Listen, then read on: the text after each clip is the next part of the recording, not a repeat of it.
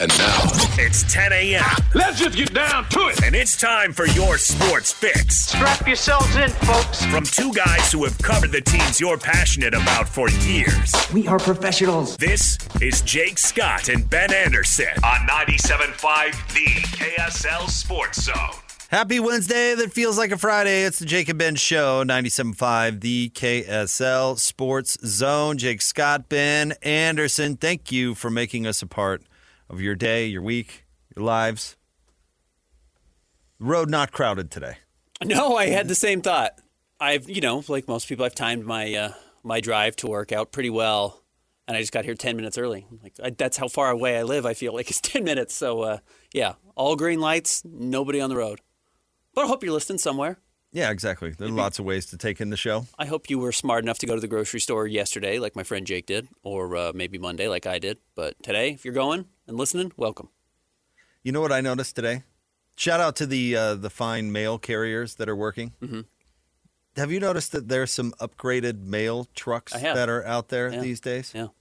I talked to our mail carrier once about those old trucks, and he's like, "Yeah, that truck we've had since 1974. Mm-hmm. You can picture the little box truck the little or box whatever. truck. No doors, yeah. They made one mass purchase in the Nixon administration. Do you know what? If that's true, great purchase. So, yeah, good right. Job, okay. Dick. Those tanks lasted forever. For a long time. But that was a long time ago. Yeah, it was. And so ever since that conversation, I've noticing the new mail trucks out there. And I'm like, shout out to the mail carriers. That probably made their life a lot easier. You would think so. You'd hope so. Our mail carrier has broken down in front of our house before. Yeah. It's those old ones where you hear the engine revving at the absolute highest before it starts puttering up the road a little bit. Yeah. And when it snows, they had to put chains on it. I talked to him about that. He's like, yeah, if we see any snow, it's the worst because they make you put chains on this. So anyway, I hope the new ones are all-wheel drive. Yeah.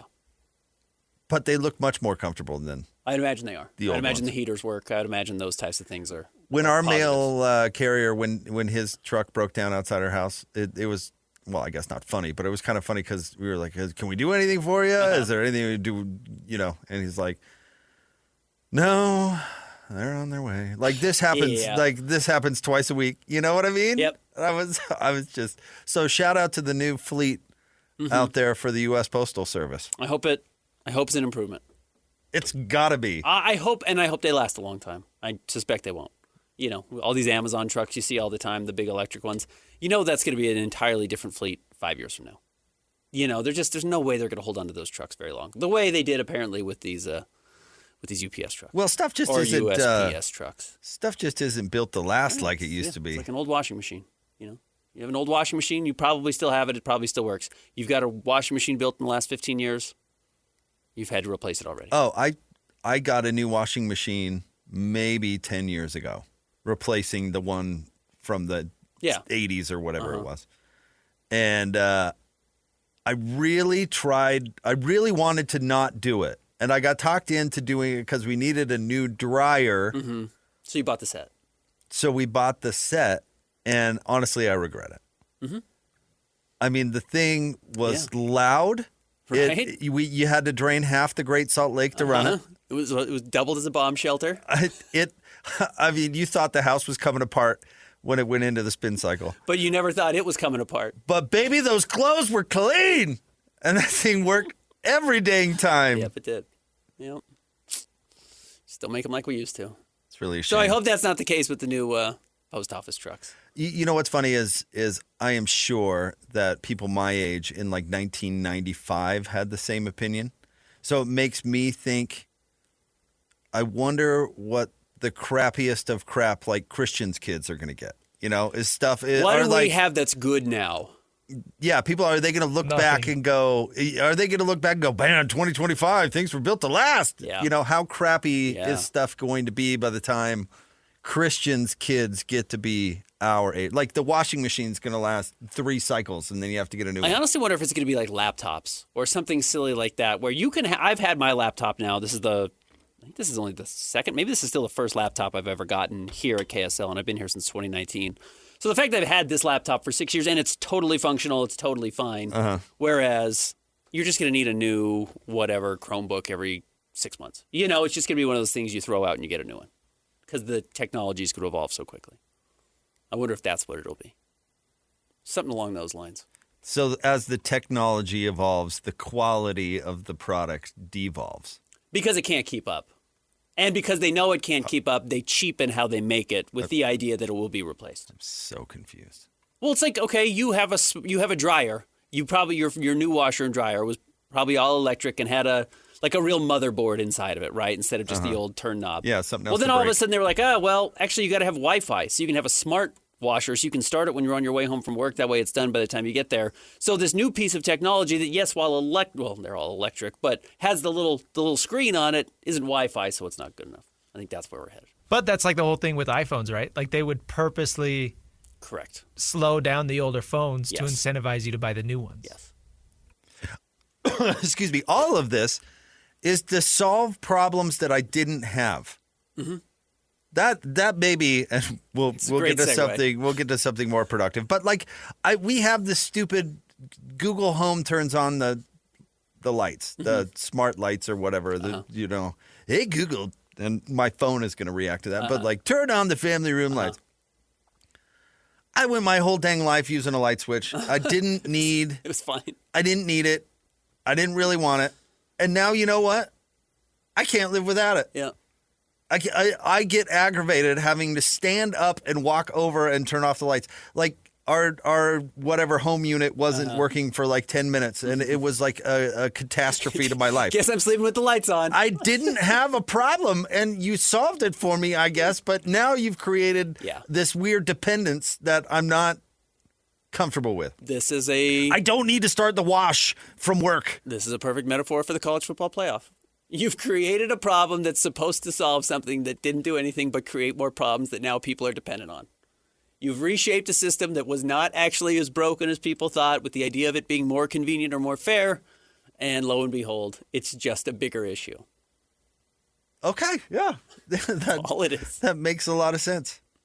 I didn't know going from the couch to the light switch was such an inconvenience in my life. I had no idea. I had never once thought it was the worst thing of my day, worst part of my day. So funny. But yeah, well, I don't. Tuesdays are usually my least favorite day of the week. Wednesdays now might be a close second because we've got to talk about this stupid college football playoff thing. Okay. There is one thing that you basically need to watch, because I'm going to simplify this for everybody now that we only have 6 college football playoff rankings left. There's only one spot up for grabs, and it's going to be that way every year. There's only one spot. Okay. The SEC and the Big Ten are going to split 8 spots, as long as it stays 12. Mm-hmm. And most of the time, it's going to be 5 for the ACC and 5 for the SEC, 3 for the Big Ten. Because the Big Ten is just not deep enough really to produce more than 3 teams. It's just not. Or 3 teams with 2 losses or fewer. They just don't have enough good teams. So it's going to break that way most of the time. And the SEC is the quote-unquote dominant league. And even when they have down years, the Mouse is going to carry their water, and they're going to get in with 5 teams. So that's 8. That's 8 slots that you just take off the board, right? Then you have the 2 for the ACC and the Big 12, and then you have 1 for the G5. So that leaves 1 spot, and that's it. Now, that 1 spot is either going to go to an additional Big 10 team, an additional SEC team, an additional ACC team. You get the point, or an additional Big 12 team. So we're only talking about 1 spot. That spot right now belongs to the University of Miami. Right.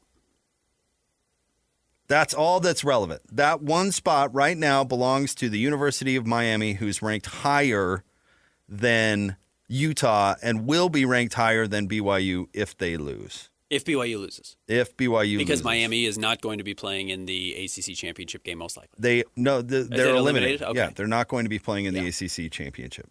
If BYU wins, Texas Tech might have an interesting argument over Miami. But given that Miami's only 1 slot behind BYU right now, it's going to, that last spot is going to go to Miami, which I find it ridiculous that BYU would be punished for losing a conference title game, but that's what's going to happen. The committee obviously doesn't like BYU. They're not going to bend over backwards to include them. So that's how, if you want to read the room, that's where it's at the moment. Yeah, again, Miami jumping Utah is a little bit of we're going to set up a situation where they can prove it. They have to play Pitt this weekend on the road. If they win at Pitt, that's better than Utah winning at Kansas, and they can say, see, we were right. And if they lose, then they can say, oh, look, Utah jumped back up, and that was one of the very little bits of movement that we saw last night in the college football playoff rankings, and they do love to do that, but it also allows them to justify Miami potentially even jumping BYU if BYU loses in the Big 12 title game, because they can say, well, the last time we saw Miami, they beat a ranked Pitt team on the road, and BYU has now lost to this college football playoff team twice, so they're out. Now, that's how we can easily justify BYU being out. Now, here is, I think you're right, and I think you're onto something. And Barry Trammell pointed this out on DJ and PK, and you know what? He is totally right. They are totally inflating the ACC.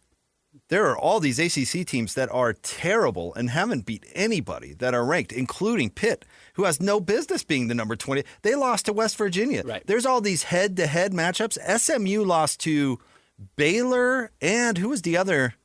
And TCU. West Virginia is the bottom of the Big 12. Yeah. Baylor and TCU are pretty firmly in the middle. You could make an argument Baylor might be at the bottom. Or the bottom part, right? For sure. So why are all these ACC teams ranked? I mean, let me look into UVA's schedule, and I know they're currently but I was thinking about this morning. You know what it reminds me of, Ben? It reminds me of the old, God, what was it called? It was, I guess, the old BCS. When Utah got stuck with Pitt in the Fiesta Bowl.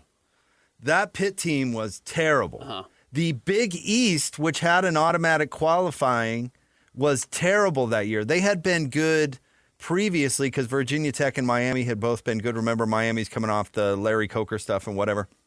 But that particular year in 2004, they had nobody. And that team was had the best record in the ACC. Well, they just manufactured them into the top 25 to try and justify this automatic thing and make the game more interesting. I'd have to go back and look, but they were like, I think they were like 22 or something. But they could never put in, a team into these BCS games that's not even ranked. And so they basically manufactured them into the top 25, which is a joke. But the ACC, they've manufactured all these top 25 teams to give justification to whatever they want to do, which is include Miami. So is Pitt the 22nd ranked team, the team that lost to West Virginia? And by the way, early West Virginia, not even playing better lately, West Virginia. They lost back-to-back games, speaking of Pitt, to West Virginia on the road, 31-24. And then they lost to Louisville, which Louisville at the time was 4-0. Louisville has since lost to Virginia, who's fine, Cal, who's atrocious, just fired their coach, Clemson, who's atrocious, and SMU. So they have 4 losses, this Louisville team. That's, other than Notre Dame, is the good loss on Pitt's schedule. Yeah, this is like a bad Pitt team that's ranked 22nd overall. And you're right, that is a way you inflate a conference, is by setting up Miami to play a quote-unquote ranked opponent, when that ranked opponent is probably of similar quality. We could go look back at yesterday's Big 12 power poll that we laid out. But yeah, probably more of the ilk of a TCU or maybe lesser. You look at UVA and you go, oh, man, 9-2, 6-1. Okay. I see what you're doing, Cavs. Tell me what their best win is. Coastal. Well, here's their losses. NC State, at NC State, and home against Wake Forest. Those aren't great losses. No, they're not. But tell me who the best win is, okay? Coastal, William and Mary, Stanford, Florida State, at Louisville, Washington State at home, at North Carolina, at Cal, and at Duke. I truly can't. Louisville? Maybe. And they aren't great? Well, that's the same thing with Pitt. I mean, I'm looking at Pitt's schedule Duke? right now, and you could say, well, man, Pitt is 6-1 in conference. It's like, yeah, what conference? Again, they lost to Louisville. They beat Boston College. They beat Florida State, who's terrible now. They beat Syracuse. They beat NC State. They beat Stanford. They lost to Notre Dame. And they did just beat Georgia Tech, so that's their best win. But Georgia Tech is now behind them in the rankings at 23 and Pitt's 22. Yeah, so these aren't good teams, but you set them up to say, good. No, it's not good. And you set them up to say, well, that was the 22nd ranked team in the country or the 23rd ranked team in the country. So those are good wins because we put a little number by their name.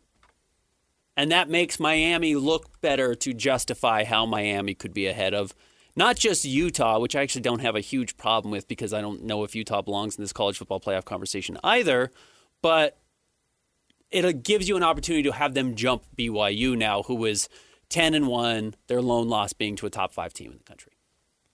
So that brings, if you and I can plainly see this, I think most people can plainly see this kind of stuff or what's going on. Where is Bert? Bert Yormark. Bert Yormark. Where are you, Bert? Also known as Brett Yormark, the commissioner of the Big 12. Yeah. And listen, I know he's trying to play some game, and you can't harsh on the Big Ten and SEC because they actually do control everything, and the crumbs that they give you should be grateful for.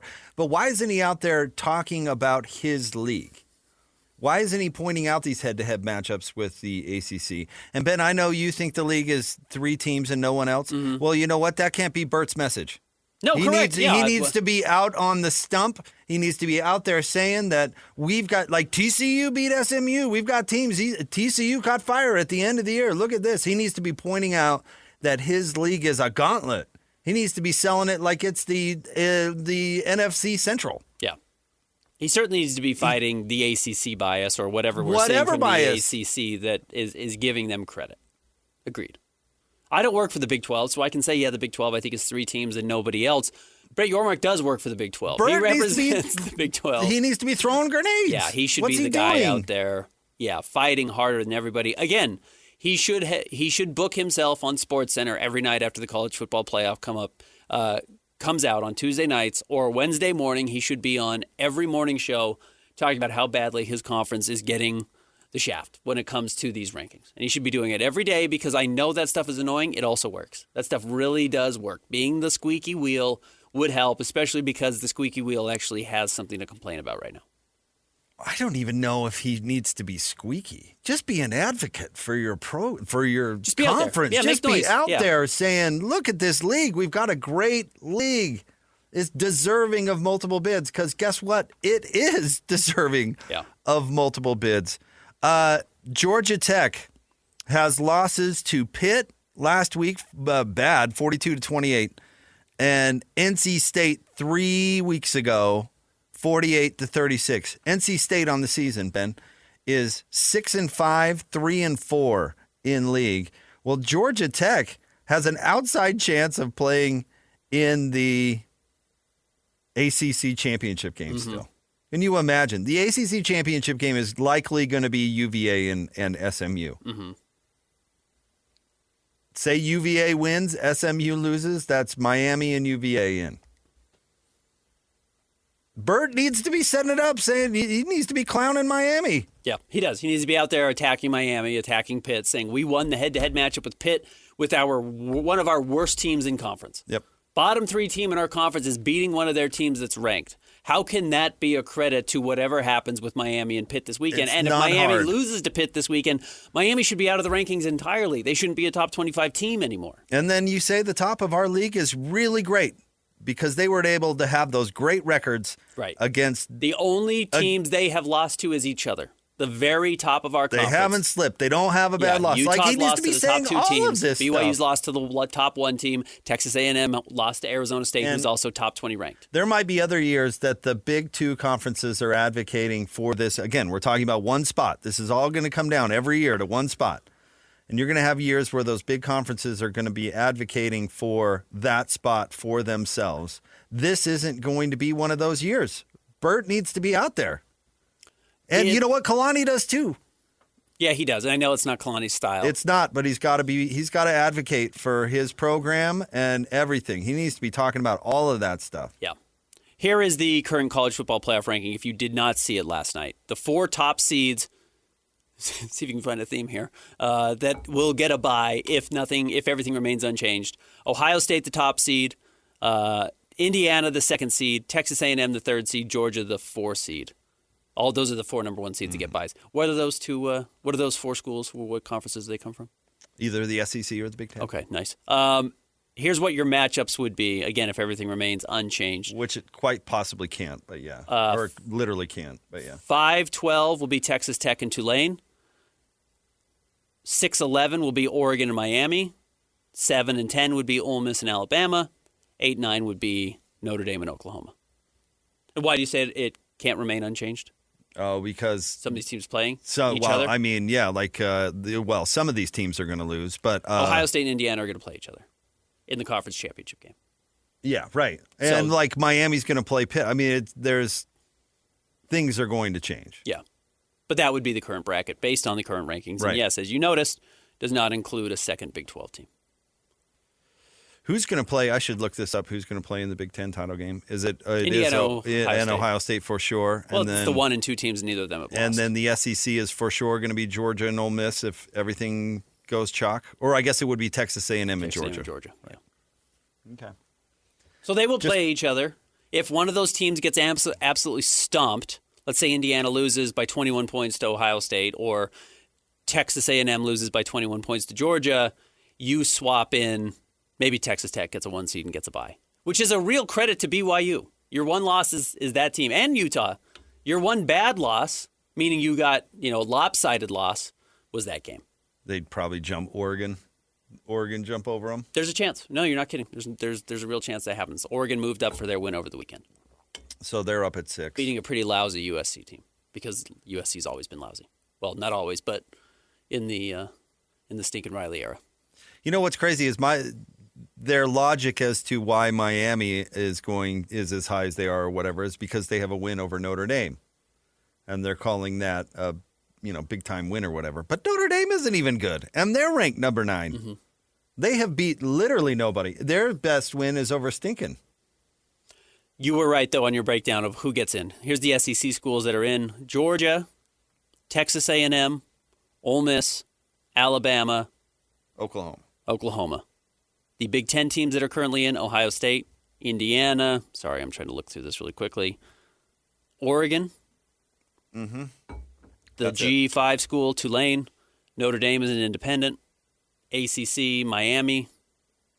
And then you're right, the one at-large spot. It's crazy. The whole system was designed to look like it was tickets for everybody to get in. But you're right, they've created essentially one spot for you to fight for everyone else to fight for. And that's it. Yeah. Good luck. Good luck, everyone. It's a juicy carrot, though. And guess what's going to happen when it goes to 16? Yeah, right. You might get 2 spots that you get to fight for. Maybe. No. But probably not. Tennessee gets in. Yeah, right. Congrats. Yeah, Vanderbilt That's gets the Michigan and Tennessee and Vandy. You've got those next 3 spots, and there's still 1 spot remaining for. Well, Michigan plays Ohio State, and that's how they get the extra spot. By the way, it's a great loss. Is if Michigan beats Ohio State. Yeah, they could. That's how the Big Ten gets the extra spot. Yep, it is. Anyways, great. We'll see. It's great. Fixed it. It's the smart light switch. And you never knew you needed this. It's so funny going to 16. You never knew you needed this playoff. And you know what? If they go to 16, it's not only going to be more SEC teams, but it's going to be more 3 and possibly 4-loss SEC teams. Mm-hmm. Like Texas is going to end the season 8-4, and they'd be clamoring to get in. You know what I mean? And again, I've said this over and over. They make it up as they go along. That doesn't mean they make up the end result as they go along. They make up the pathway. Oh, the justification and all that? Yeah, absolutely. The book and is written. They make the end up too. But they set up the teams that they want to be in there. Yeah. They do. They make sure that they've got the best TV show at the end of the day, and whatever they have to do to get them there, they will set that up. Yep, that's it. That's all they're doing. Because Miami jumped Utah. Who did Miami just beat? Hang on. Was it your Virginia Tech Hokies? It was 34-17. Okay, and that's the check mark to move up in the college football playoff standings. I get Utah beating Kansas State isn't something to write home about, but is Miami beating Virginia Tech by 14 points dramatically better than Utah scoring 51 points against Kansas State? No. But the Hokies are terrible. I mean, they should have scored 80 on them. But they get to justify it. They get to say, well, we didn't love the way Utah won that game. Oh, well, have you seen the league? Look, The ACC has 5 ranked teams. Yeah, exactly. You see, it's amazing. Virginia Tech ranked? I'm surprised they're not, honestly. They got James Franklin. They're like 3-8. Virginia That's Tech a slides James into the Franklin-led team. How could we not respect them? So, anyways. Oh man, it's so dumb. I hate Wednesdays. I hate this whole conversation. I think it's funny. I think it's gotten funny because it's so easy to see through, and it's easy to complain about, and there's nothing anybody says matters. All right, stay tuned. We'll have more coming up next. Jake and Ben, 97.5, the KSL Sports Zone. It's time to break down the biggest stories of the day. This is the top 3 stories of the day on KSLSports.com. On 97.5, the KSL Sports Zone. Jake and Ben, want to remind you can nominate the youth sports volunteer you know for the Hercules Hero of the Week. Submit your nomination at KSLSports.com/contests and listen every Thursday to JJ and Alex for the winner. Help us celebrate the efforts of those volunteers making an impact with the Hercules Hero of the Week. Sponsored by Hercules First Federal Credit Union and Beehive Meals. Time for the top 3 stories of the day. KSLSports.com, brought to you by J. Brooks Jewelers. Cherish your love with J. Brooks Jewelers. Explore their expertly crafted engagement rings made from the finest materials. J. Brooks Jewelers. All right, Christian, where do you want to start today? Number 1, last segment you guys spent a lot of time talking about BYU wanting to get in the college football playoff. Long story short, they're hoping for a lot of chaos. You need teams in front of you to lose. You need some upsets coming up. And if you just look at the top 25, because that's all that really is going to matter at this point in the season for BYU, there are still big games to keep an eye on. Of course, for Utah fans, we talked about Miami and Pitt this weekend. But, yeah, you are rooting for Alabama specifically, I think, to lose, because that would open the door for BYU to get in. That would make a 3-loss SEC team if Alabama lost. But yeah. I don't think that's likely. Auburn is not terrific. Agreed. You know, all these teams, like I could see Pitt beating Miami. Because I don't think Miami's that great. Agreed. I don't think Pitt's good either, but I could see Pitt beating Miami. And there are some rivalry games which certainly help. Ole Miss at Mississippi State.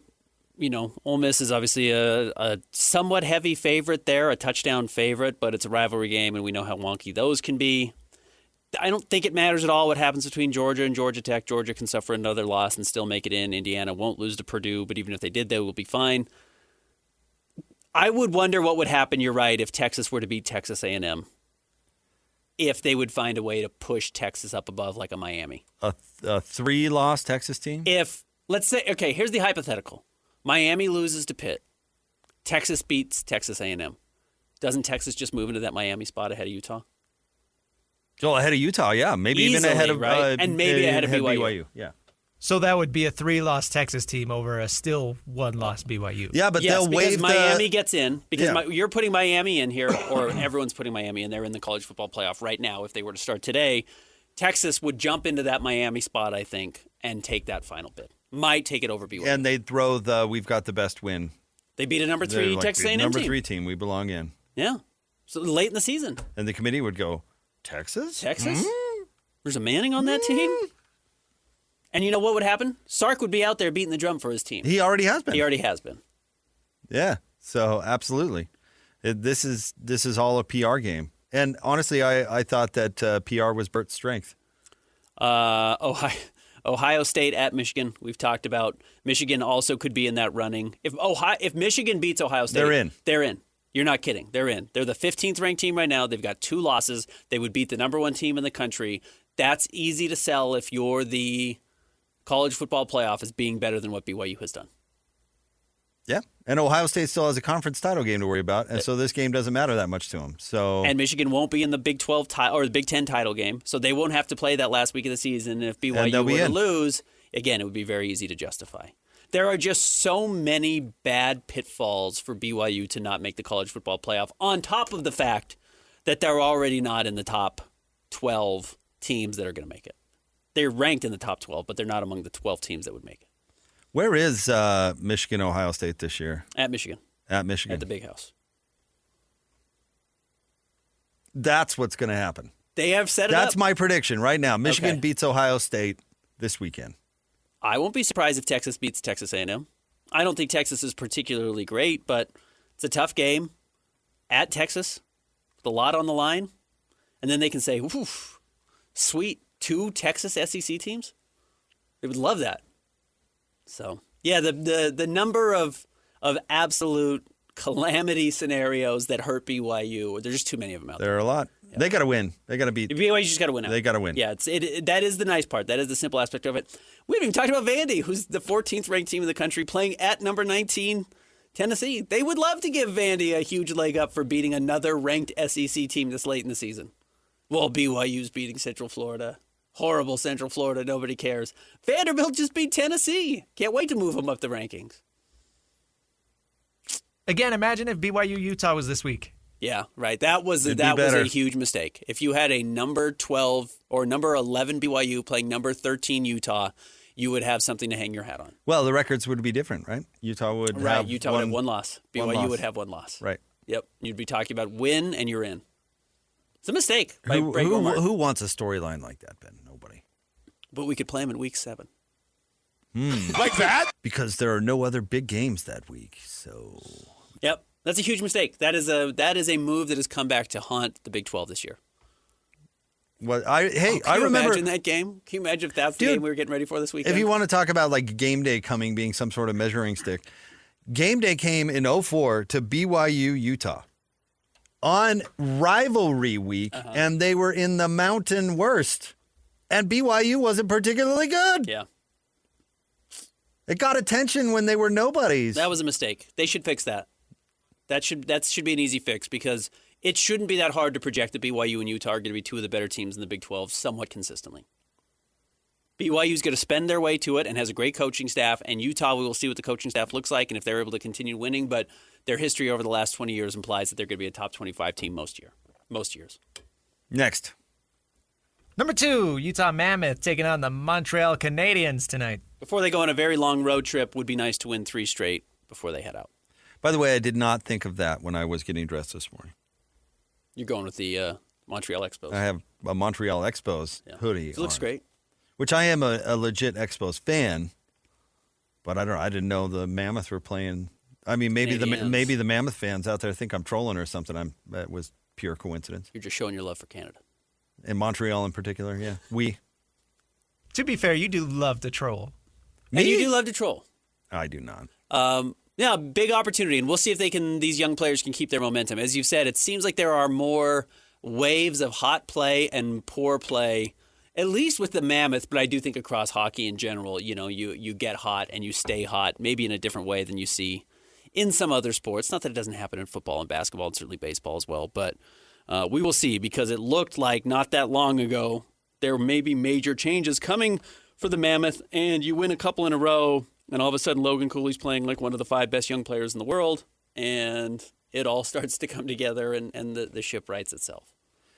Honestly, I would hope a losing streak mid-season would not force major changes. I don't like that kind of manic way to run an organization, but I agree with you. I wonder if that is because it's still new to us and the people that are running the show, Sans, Ryan Smith, Bill Armstrong. Chris Armstrong is still new to him too, but Bill Armstrong has been overseeing this team with this coach for a while now. If he were to see that this is the same mistake over and over, I would understand his approach being different than ours or his patience level being lower than what yours or mine might be. Well, they should have done it 6 months ago. Then. Yeah, I'm with you. It's the Dave Aranda conundrum.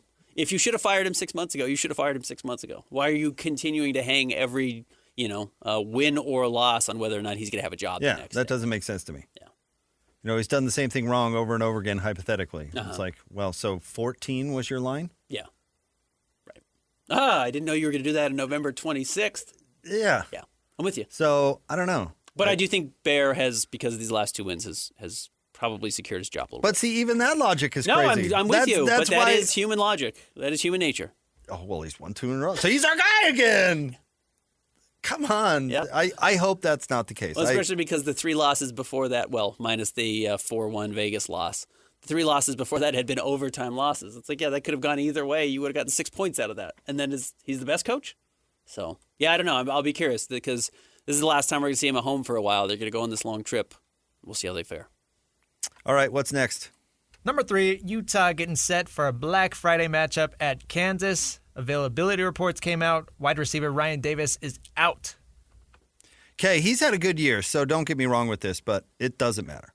Yeah, I don't think it matters. You know what? Thinking about Jason Beck and the storyline going into the year for the offense for me was how is his offense going to fit with Kyle Whittingham's defensive philosophy? Because that has been the problem with offensive coordinators throughout Witt's entire tenure. What the coordinator wants to do does not necessarily go hand in hand with what the head coach wants to do. And forever, Ben, the storyline has been, we'll hire a guy and Witt's going to let him open it up. And it never worked. It never, they hired Troy Taylor. Well, here's the guy who's going to come in and open it up because he coached some Washington quarterback in high school or something. And they're like, oh, they're going to start slinging it around. And that was never going to fit. That was never going to fit with the head coach's philosophy. And so that was a big story for in this season. And Coach Witt might have found the perfect offense for his philosophy. It's almost a shame it's come a little later on in his run. But he loves a dual threat quarterback. He does. Because he doesn't want to stop a dual threat quarterback, so he loves a dual threat quarterback. They don't need to pass ever, pretty much. There's been 2 games where they've actually needed to pass the entire season. And they're scoring points without being reckless. Yeah.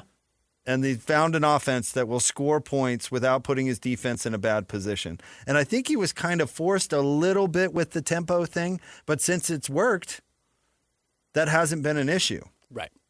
So it's really worked. And it's not because they're slinging it. They're not, you look at, they're 6th in the country in scoring. It's not because they're running the air raid. It's not because they're throwing it all over teams. It's because they're a really, really good option team. They're really good. They are, yeah. They're a methodical option team. That's what they are, and they're really good at it. Yep. If you're 6th in the country in scoring as an option team, that's not even like tempo option team. Right. Then it's really working. No, you can bleed the clock for 8 minutes if you want to. Yeah, it's pretty impressive. Like Taysom flawed, but it's impressive. Taysom under Dr. Bob. They scored a lot of points, but they were running like 100-plus plays a game. Just go fast, go hard. That's not really what Utah's doing. That's Utah not can what they're score doing. big, but they're not going particularly fast. No, the funny thing is they're blowing out teams because they have these home run ball plays that aren't really meant to be home run ball plays. Or at least that really was the case, 2 weeks ago? Who'd they play 2 weeks ago? Who am I blanking? But yes. I can bring it up. Cincinnati. Bird Ficklen's ability to break off huge runs. Like they creamed Cincinnati because not because they were running it up or game planning or anything. It's just they all of a sudden had these huge home run plays that Wayshawn Parker runs for a 60-yard touchdown, It's crazy. I don't know if I would have predicted it to be this smooth. But it's a great pairing. It's a great pairing. In fact, the reason they almost lost last week had nothing to do with the offense. How? No, it had nothing to do with the offense. Nothing to do with the offense. It's funny that Dampier caught so much heat, and he made some mistakes in that game. It was like, even if they had lost that game, having scored 44 points, that was not Devin Dampier's fault. I've been around long enough to know the narrative around Ute losses is, man, that offense stinks. Yeah. If only Utah had an offense. It was entirely opposite against Kansas State.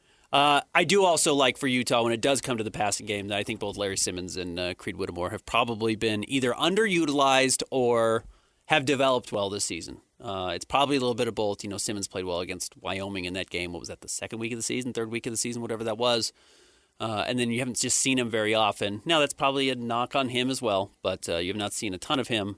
And then Whittemore's really been kind of a late revelation, so we'll see. I don't think Utah needs Ryan Davis. They need Dampier, and they need Bird Ficklin. They'll win this game. All right, stay tuned. We'll have more coming up. Can we play our favorite game next? Can we look at Kansas's numbers? Yeah. Coming up next, well... You have sound you want to play? Yeah, we have some... Okay, good. We'll do it later in the show. We have some meltdown sounds that I think we need to get to. We'll do it before the end of the show. And I know Hans and Scotty played it yesterday and took it in what I thought was a pretty obvious direction. I want to take it into a different direction. Okay. And I'm not clowning them either because I had the same idea. So I want to change it up. All right. And Bartle at 11. What you got Wednesday at 11:30? Jake and Ben, 97.5, the KSL Sports Zone. The sports you love, the teams you can't live without. Get a sense of urgency! This is Jake Scott and Ben Anderson on 97.5 The KSL Sports Zone. Jake and Ben, 97.5, the KSL Sports Zone. Jake Scott, Ben Anderson. Steve Bartle will join us at the top of the 11 o'clock hour. We'll talk some Utah, Kansas football, which got Wednesday at 11:30. But, Ben, anytime there's a real meltdown out there in the sports world, I like to give it some attention. Because most play-by-play guys, or gals, I suppose, are at least, I don't know, Ben, what do you want to say? Like, at least 20% lunatic. Yeah, in some way, shape, or form. There's a lot of buy-in with the team, which turns you into a bit of a lunatic. I think that's a good. I'm word. looking at you, Scotty G. Yeah, who told some great anecdotes actually about when he's had his hand slapped for saying something like complaining about calling out a ref by name. It was pretty funny. It was good stuff. But this one is from Creighton. Who is Creighton playing? Baylor. So this is Creighton Baylor and the Creighton call. Here you go. Carr into the don't lie. Carr into the don't lie. Okay. that's not it. That's not it at all. No. No. That was a lot of setup for a computer malfunction there. Many apologies. Okay, I think we've got it ready. Now go ahead. Carr into the paint. Missed the dunk. And a fucking foul. What are you talking about? That was 2 seconds after the play ended. Carr driving. He's outside the circle. He's outside the circle and he's set. He was outside the circle and he was set. Brett Smith blew it. He was outside the restricted area. He was straight up and down. He was set like the statue sitting out in front of New York, and they called that. That's an absolutely horse crap call. In a game that's been played out like this. Unbelievable bailout call by an incompetent referee. And ball don't lie. Okay. I went back and watched it. Call's just fine. Absolutely a very okay, all right. call. No. Okay, I'm glad you did. Because this I'm not putting in the pantheon of my favorites. Sure. And I'll tell you why. Because I think he's faking it. He gets too cute with the New York stuff. Yeah, like a statue like New York. He's getting too cute. And the horse, it's not legitimate. Like Scotty and Hans played the Where's Right Waters bit yesterday. That rage is legitimate rage. I think this guy's faking it. Okay. John Bishop, by the way. John Bishop. I think this is false outrage. Because when you're really outraged about the refs, are you really trying to get cute with like a New York statue? You know what I'm saying? He was standing right up and down, straight up and down, like the New York statue. Yeah. Like you don't throw in some cute descriptor when you're losing your mind. He had these ready to go. Yeah, you're Horse right. crap call? Yeah. He's got that written down. You're right.